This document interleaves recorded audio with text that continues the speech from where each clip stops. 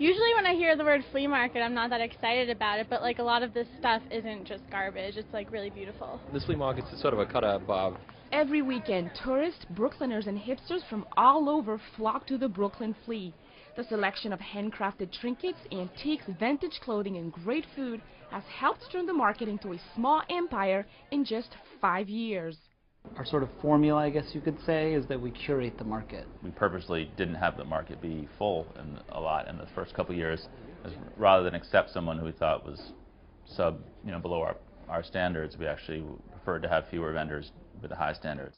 Denby and Butler run 4 markets in Brooklyn each weekend. That includes Smorgasburg, a food-only fair spun out of the Brooklyn Flea 2 years ago.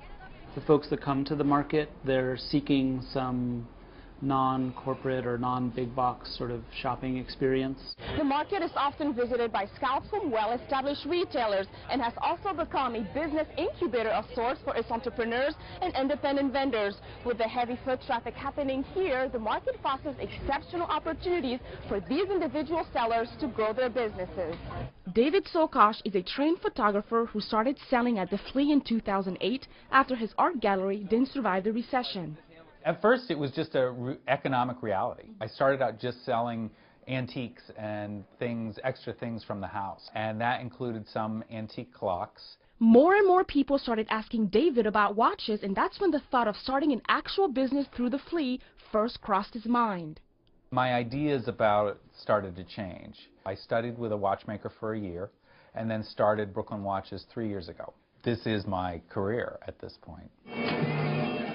Another seller who's found success through the Flea is Bon Jovi, the rock and roll inspired fried anchovies booth at Smorgasburg, operated by married couple Neil and Renee Holland. We knew it was a viable business on day one was because we arrived, we set up shop, and within 3 hours we'd made back our initial investment, and we knew from then on we were going to have to get serious about it and really work on our business management. Sort of a boot camp for business owners. Bon Jovi has been selling at Smorgasburg for a year and a half now. The duo hopes to have a brick-and-mortar establishment in the near future. You could do a market like this in a lot of places and it would still be pretty cool. But when it's in Brooklyn, it's really just like it's the best of the best. In New York, Christelle Kumwe, CNN Money.